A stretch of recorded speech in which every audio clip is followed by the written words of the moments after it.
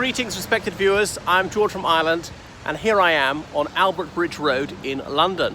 And behind me is the house where the most famous Turkmen in the United Kingdom ever resided.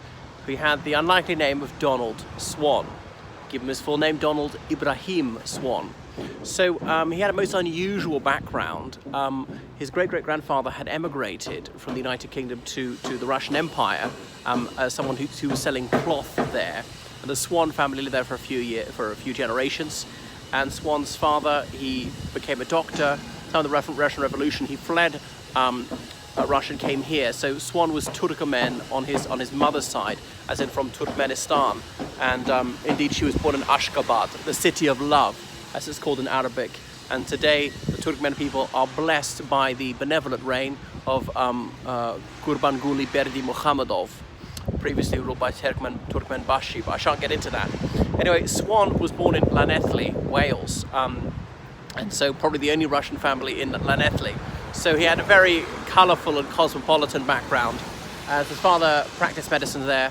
So Swann came to Westminster School, which is here in London, and it was well, a school for people who are wealthy, who are often very well got. There were some doctors' sons there, but they tend to be Harley Street practitioners, as in that is a street for the most illustrious doctors in the Commonwealth.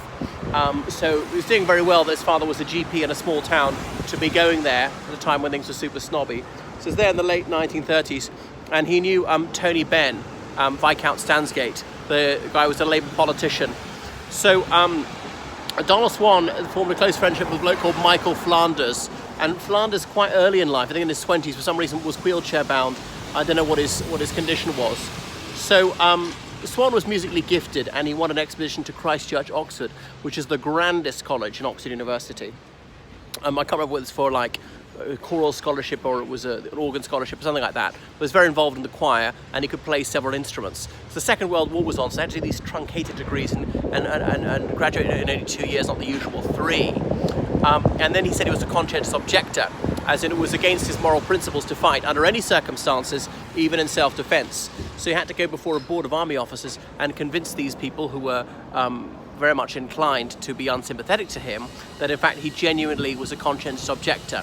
So their propensity was to fight, to sort of closed-mindedness, to patriotism, to groupthink, to following the crowd, and he was a dissenter. But he managed to persuade them that this was a genuine moral objection and wasn't simply because he wanted to stay out of harm's way, and also wasn't sort of a political decision as such. He would not fight under any circumstances. It's not that this particular war he thinks is wrong, but he would fight in another war which he thinks is right. The idea being that a war is not an individual decision, it's a national decision.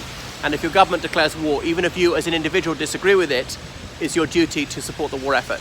So he agreed to serve as a stretcher bearer, so going to the battlefront and going into dangerous places to provide first aid, to bring back wounded men. So obviously he was exposing himself to danger. He could easily have been shot at.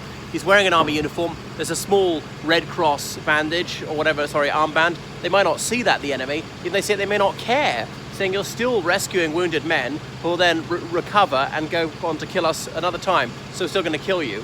And even stray bullets even from his own side could kill him. And of course he had no weapon with which to defend himself.